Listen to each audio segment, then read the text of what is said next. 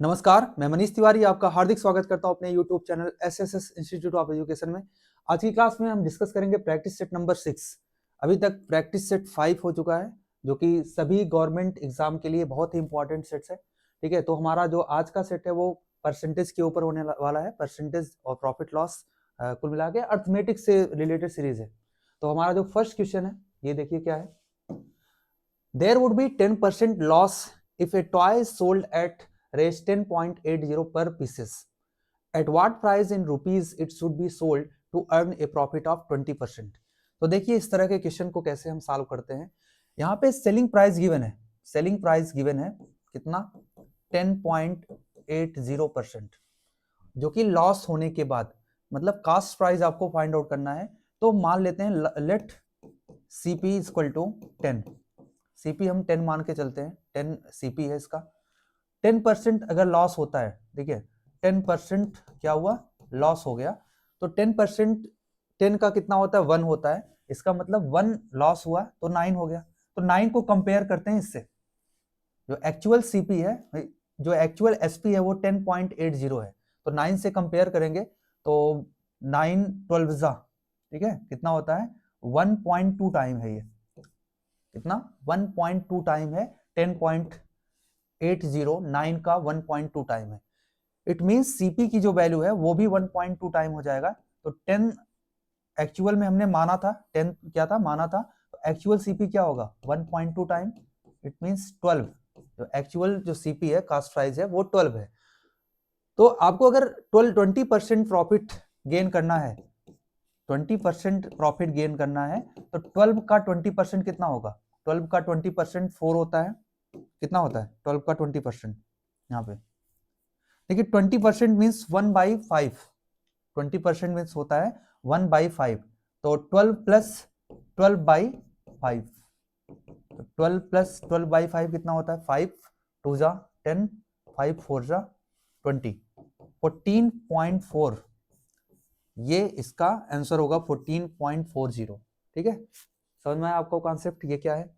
सबसे पहले आपको क्या निकालना है, आपको देखो कुछ भी मान के चलो, 10 या 100 मान के चलो। तो हमने 10 माना और ये एज्यूम किया 10 इसका कास्ट प्राइस है, तो सेलिंग प्राइस 9 है, लेकिन एक्चुअल सेलिंग प्राइस क्या है 10.80। तो सीपी निकल गया आपका 12। तो सीपी अगर 12 है तो एसपी क्या होगा, अगर 20% प्रॉफिट चाहिए तो 14.4 होगा। क्लियर हुआ। Next question, question number 2। देखो क्वेश्चन नंबर 2 में गिवन है कि a salaries increase by 12% over a last year and has become 6720। Okay, if it increased by 20% over last year salary, then the next salary will be। तो next salary कितनी होगी अगर ऐसा है। तो देखिए क्या है, क्वेश्चन को कैसे सॉल्व करेंगे। यहाँ पे देखो 12% इंक्रीज करने के बाद सैलरी कितनी हुई 6720। 12% इंक्रीज करने के बाद बोला गया है कि 20% अगर इंक्रीज होती तो कितना होता। तो सबसे पहले आपको जो पहले सैलरी थी वो निकालना पड़ेगा। देखो 12% इंक्रीज होने के बाद सैलरी कितनी है 6720 सैलरी है। ठीक है, तो मान के चलो कि 100 सैलरी थी, 12% इंक्रीज हुई, 12% इंक्रीज हुई और हो गया कितना, देखो 100 का 12% होता है 12, तो 12 इंक्रीज होगा तो 112। तो 112 को कंपेयर कर लो, एक्चुअल प्राइस तो ये है, तो एक्चुअल प्राइस क्या है 6720। इससे आप कंपेयर करोगे तो देखो 112 6 जा होता है, ये 60 टाइम होगा। ठीक है, तो मल्टीप्लाइंग फैक्टर हो गया 60। तो एक्चुअल जो सीपी होगा, एक्चुअल जो प्राइस है 100 का 60 टाइम, 100 का 60 time, it means 6000। Actual price है इसका इंक्रीज होने के पहले वो कितना हो जाएगा 6000 हो जाएगा। ओके, तो अगर 20% इंक्रीज होता तो 6000 का 20%, 20% का मतलब होता है 120/100। ठीक, इंक्रीज हुआ तो इंक्रीज 100 प्लस 20, 120/100, ये कैंसिल आउट हो जाएगा। तो 7200 अगर 20% इंक्रीज हुआ होता तो 7200 क्या होता नेक्स्ट मंथ सैलरी। क्लियर, समझ में आया आपको। तो ऐसे क्वेश्चन के लिए सबसे पहले हमको निकालना होता है कॉस्ट प्राइस, क्योंकि सेलिंग प्राइस गिवन है। इसको आप फॉर्मूले से भी कर सकते थे, लेकिन इससे बहुत ज्यादा आसान हो जाएगा। आप केवल 100 मान के चलिए, ठीक है, क्वेश्चन में 100 मान के चलिए, और 100 से 12% इंक्रीज हुआ, 112 हुआ, तो 112 से कंपेयर कर लीजिए, ठीक है। कंपेयर क्यों कर रहा हूं, यहाँ पे कंपेयर करके यूनिटरी मेथड का यूज करेंगे। 1 की वैल्यू 60 है, तो 6 जो 100 की वैल्यू है वो कितना हो जाएगा, 100 इंटू 60, तो 6000।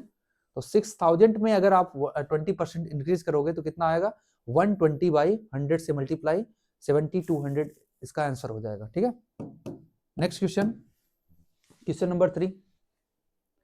देखिए क्वेश्चन नंबर 3 है कि in an election between two candidates, एक इलेक्शन है दो कैंडिडेट्स के बीच में, 75% of the voter cast their vote, जिसमें से 75% वोटर केवल वोट को कास्ट किए, मतलब वोट देने गए। Out of which 2% vote were declare invalid, जिसमें से 2% वोट, जितना वोट दिया गया उसमें 2% वोट इनवैलिड हो गया, ठीक है।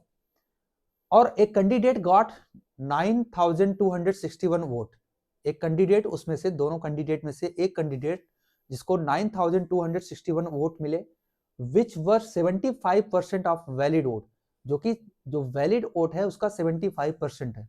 तो आपको बताना है कि the total number of voters enrolled the election, तो आपको बताना है कि कितना टोटल नंबर ऑफ वोटर्स हैं जो कि इलेक्शन में इनरोल्ड हुए। तो ऐसे क्वेश्चन में क्या करना पड़ेगा आपको, तो सबसे पहले हम मान लेते हैं कि कुछ भी एक नंबर मान लेंगे, आसान नंबर, कि इतने लोग, इतने कैंडिडेट जो है इनरोल्ड किए गए इलेक्शन में, तो 100 मान सकते हैं। लेकिन 100 मानने से प्रॉब्लम क्या होगा, देखिए अगर 100 मान के चलते हो तो 100 का 75% वोट देने गए, 75 हो जाएगा। अब इसका जब 2% निकालोगे ना तो पॉइंट में आ जाएगा, नंबर कैसे आएगा, पॉइंट में। और अगर नंबर पॉइंट में आता है तो थोड़ा सा मुश्किल होगी आपको सॉल्व करने में, ठीक है, आपको कैलकुलेट करने में सॉल्व कर दिक्कत होगी। जब हम मान ही रहे हैं क्वेश्चन को, मतलब इसमें कुछ भी एक नंबर मान रहे हैं, तो एक ऐसा नंबर माने जो कि आसान नंबर हो। तो यहाँ पे हम आसान नंबर क्या ले सकते हैं, जहाँ पे कैलकुलेट करने में आसान हो, पॉइंट ना हो, तो हम मान सकते हैं कि यहाँ पे 200 मान लो, लेट्स से 200x, अगर आपको x भी मानना है तो 200x मान लो। ये टोटल वोटर है, टोटल वोटर कितने हैं, टोटल वोटर 200x है। इसमें से 75% लोगों ने वोट दिया, कितना, 75% लोगों ने वोट डाला, ठीक है। तो 75% इसका क्या होगा, देखिए 75% मतलब होता है 3/4, इसका डिवाइड बाई 4 करोगे 50, 50 3 जा 150, तो 150x आ जाएगा 75%। अब इसमें से 2% वोट जो है इनवैलिड हो गया, तो 2% इसका कितना होगा, देखो 2% निकालना बहुत आसान है। आपको एक नंबर गिवन है, जैसे ये नंबर है, 10% निकालना है तो पॉइंट मान लो यहाँ पे है, पॉइंट एक प्लेस लेफ्ट साइड में शिफ्ट हो जाता है। 10% का मतलब यही होता है कि पॉइंट एक प्लेस लेफ्ट में शिफ्ट हो गया। 1% का मतलब पॉइंट 2 प्लेस लेफ्ट में शिफ्ट हो गया, तो 1% इसका 1.5 होगा, 150 का 1% कितना होगा, 1.5, तो 2% कितना होगा, 1.5 का 2 टाइम्स, तो 3 हो जाएगा। तो इसमें से 3 अगर माइनस करोगे तो कितना होगा, 147x। This is valid vote, ये कितने हैं, ये वैलिड वोट है, वैलिड वोट, ठीक है, ये वैलिड वोट है 147x, जो कि हमने माना है। अब ये क्वेश्चन में बोला गया है कि a candidate got 9261 vote which were 75% of valid vote, जो कि 75% है वैलिड वोट का। अब देखिए इसका 75% निकालेंगे, 75% 3/4 होता है। आपने फ्रैक्शन परसेंटेज को फ्रैक्शन में कन्वर्ट करना सीखा होगा, जिसमें 75% 3/4 होता है। क्यों, क्योंकि 25% 1/4 होता है, तो 25 का 3 टाइम्स 75 है, तो 75% 3/4 होगा। तो इसका जो 3/4 है मतलब 75%, ये 9261 के इक्वल है, ठीक है, 9261 के इक्वल है। आप यहां से x की वैल्यू फाइंड आउट करके इससे मल्टीप्लाई कर लो, आसानी से नंबर मतलब क्वेश्चन का आंसर आ जाएगा। देखिए क्या करते हैं, इसको किससे हम डिवाइड करें जिससे आसानी से ये कट जाए, तो ये 9 से डिवाइड होगा, ठीक है, 9 से भी डिवाइड हो रहा है, नहीं 9 से नहीं हो रहा है, 3 से हो रहा है, तो 3 से डिवाइड करते हैं, 3 4 जा 12 और 3 9 जा ठीक है, 3 4 जा 12 होता है, 3 9 जा 27, तो 3 से इसको भी डिवाइड करें, 3 1 जा 3 3 जा 9 और 3 4 जा, ठीक है, 3 4 जा नहीं 3 8 जा 26 26 है, तो 24 3 8 जा 24, 3 7 जा 3 से कट गया, ये 7 से काट के देखो इसको, 7 से, ठीक है, 7 से काट के देखो तो 7 7 जा होता है 49, 7 4 जा 28, 7 4 जा 28 और 7 1 जा 7, 441, ठीक है, 441। देखो 441 3 से भी कट जाएगा, 3 से कट जाएगा, और 3 1 जा 3 और 3 4 जा 12, 3 7 जा 21, ठीक है, ये 7 से भी कट रहा है, तो सब कट जा रहा है यार, 7 2 जा 21 आ गया, ठीक है, 21, तो x की वैल्यू क्या आ जाएगी, 21 यहाँ पे बचा है, यहाँ पे 4 बचा है, 21 4 जा, ठीक है, 21 4 जा, 21 4 जा कितना होता है, 84 होता है, 84, तो x की वैल्यू 84 आ गई, तो जो टोटल नंबर ऑफ वोटर है वो 200x है, तो 200x है, तो 200 में आप 84 से मल्टीप्लाई कर दो, तो 2 4 जा 8, 2 8 जा 16, 16,800 टोटल वोटर थे, कितने, 16,800 टोटल वोटर थे। अच्छा, इसमें से अगर आपको सवाल ये आता होगा मन में कि जीता कौन, यहाँ पे इलेक्शन हुआ तो जीता कौन, भाई 75% जिसने वोट पाया वही जीतेगा ना, ठीक है, क्योंकि 75% वोट इन्होंने पाया, तो बचा कितना, 25%, तो 25% वाला तो हारेगा ही।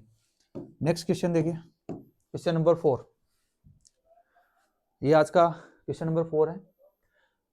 The ratio of number of boys and girls in an school is 3:2, ठीक है, एक स्कूल में जो बॉयज और गर्ल्स का रेशियो है वो 3:2 है। If 20% of boys and 30% of girls are scholarship holder, the percentage of student who are not scholarship holder is what, तो कितने परसेंट स्टूडेंट जो है स्कॉलरशिप होल्डर नहीं है। तो आपको एक चीज समझ में आना चाहिए इसमें कि जब परसेंटेज आपको फाइंड आउट करना है तो वहां पे आपको एक्चुअल वैल्यू से कोई मतलब नहीं होता, ठीक है, एक्चुअल वैल्यू यहाँ पे दिया भी होता कुछ ना, तो उससे कोई फर्क नहीं पड़ता, एक्चुअल वैल्यू से आंसर पे कोई फर्क नहीं पड़ता, आप चाहे जो मान के, ठीक है, बस आपको जो भी मानना है वो 3:2 में होना चाहिए, तो कुछ भी मान लो आप, ठीक है, आप मान लो कि जो बॉयज हैं वो 300 बॉयज हैं और जो गर्ल्स हैं वो कितने 200 हैं, तो 300 और 200 3:2 में ही है, ठीक है, या आप 30 और 20 भी मान सकते हो, कोई प्रॉब्लम नहीं है, 30 और 20 भी मान के आंसर मतलब क्वेश्चन हो सकता है ये, ठीक है, तो 300 और 200 मान लिया हमने। एक काम ये भी कर सकते हो आप, कुछ और मान लो, 300 200 के अलावा भी आप कुछ मान सकते हो जो कि आसान कर देगा आपके क्वेश्चन को। क्या, बॉयज और गर्ल्स का रेशियो 60 और 40 मान लो। ऐसा क्यों मान रहे हो, क्योंकि ओवरऑल वैल्यू 100 है और 100 का परसेंटेज निकालना बहुत आसान होता है। जैसे मान लो कुछ भी आ गया, यहाँ पे 24 आ गया और हम कह सकते हैं 24% होगा, ओवरऑल जो 100 वैल्यू है 100 का अगर 24 आए तो 24%, 36 आए तो 36%, क्योंकि 100 से कंपेयर करके ही परसेंटेज निकाला जाता है, परसेंटेज का मतलब ही होता है पर 100, क्लियर, ये समझ में आया आपको। तो 60 और 40 भी 3:2 है, 60 और 40 3:2 है, क्योंकि 20 से अगर दोनों को डिवाइड करोगे तो 3:2 ही आएगा, क्लियर। अब क्या बोला है कि इफ 20% ऑफ बॉयज, जो बॉयज हैं इसके 20% कितना होगा भाई, 10% 6 होगा तो 20% 12 हो जाएगा ये, और गर्ल्स का 30%, भाई 30% कितना होगा इसका, देखिए 10% 4 होगा तो 30% 4 3 जा 12, 30% भी 12 होगा, इसका मतलब बॉयज और गर्ल्स जो है वो सेम है स्कॉलरशिप होल्डर में, ये दोनों सेम है। और ओवरऑल कितने लोग हैं जो स्कॉलरशिप मिला जिसको, वो 24% है, जो स्टूडेंट्स टोटल हैं वो 24 हैं, 12 + 12 24 स्टूडेंट को स्कॉलरशिप मिला। टोटल स्टूडेंट कितने हैं 100, 60 + 40 कितना 100 × 100, तो परसेंटेज ऑफ स्कॉलरशिप होल्डर कितना हो गया 24%, तो 24% स्टूडेंट को स्कॉलरशिप मिला। यहां पे पूछा गया कितने परसेंट को नहीं मिला, स्कॉलरशिप जो है कितने परसेंट स्टूडेंट को नहीं मिला। तो बहुत आसान है, टोटल 100% ही होते हैं लोग, 100% में 24% को मिला, तो 100 माइनस 24% को नहीं मिलेगा, तो 100 में से 24 को माइनस करोगे 76% आएगा, और 76% स्टूडेंट को स्कॉलरशिप नहीं मिला। क्लियर? नेक्स्ट क्वेश्चन देखिए, question number 5, an examination it is required to get 36% of maximum mark to pass। एक एग्जामिनेशन है, एक एग्जाम है जिसमें पास होने के लिए 36% की जरूरत है। एक एग्जामिनेशन है जिसमें 36% पाना जो है नेसेसरी है पास होने के लिए। ए स्टूडेंट गॉट 130 मार्क, ठीक है, मार्क की स्पेलिंग यहाँ पे गलत लिखा हुआ है, 113 मार्क जो है एक स्टूडेंट पाता है, और and was declared failed by 85 marks, जो कि 85 मार्क्स से फेल हो जाता है। तो आपको बताना है मैक्सिमम मार्क कितना चाहिए होगा, मतलब मैक्सिमम मार्क कितना है, जिसको पूर्णांक बोलते हैं, वो कितना है। तो बहुत आसान है ये, देखो 130 मार्क पाता है ये, और 85 मार्क से फेल हो जाता है, ठीक है। तो पास होने के लिए कितनी जरूरत है, मान लो x टोटल मार्क है, मैक्सिमम मार्क कितना है, x है, और x का 36% इसको पाना है पास होने के लिए। अच्छा, पास होने के लिए उसको कितना मार्क्स पाना पड़ेगा, 113 पाया लेकिन फेल भी हो गया, कितने नंबर से, 85 नंबर से फेल हो गया, तो टोटल उसको 113 में 85 नंबर और भी पाने होते अगर वो उसको पास होना होता, ठीक है। तो इतना नंबर पाता पास होने के लिए, तो x इंटू 36% का मतलब होता है 36/100, और ये किसके बराबर होगा, इसको ऐड कर दो, 5 + 3 8, और 8 1 9, 198 नंबर पाता वो, ठीक है। तो x की वैल्यू फाइंड आउट कर लो, यही आंसर होगा। देखिए x की वैल्यू क्या होगा, आप इसको 9 से कैंसिल आउट कर सकते हो, 9 4 जा 36, 9 2 जा, और 9 2 जा होता है कितना, 18, और 9 2 जा 18, 22, ठीक है, 22। 4 से आप डिवाइड करोगे यहाँ पे 25 आ जाएगा, तो x की वैल्यू कितनी होगी 22, और ये इस साइड जाएगा क्रॉस मल्टीप्लाई 25। देखो 25 2 जा होता है 50, 25 2 जा फिर से 50, 50 प्लस 5 550। तो मैक्सिमम मार्क कितना होना चाहिए, 550। ऑप्शन डी करेक्ट है यहाँ पे। तो आज के लिए इतना ही, और फिर मिलते हैं नेक्स्ट क्लास में। ये सेट 6 था, और नेक्स्ट सेट 7 में हम फिर से मिलते हैं। और thank you for watching this, like share and subscribe our channel. Okay, thank you.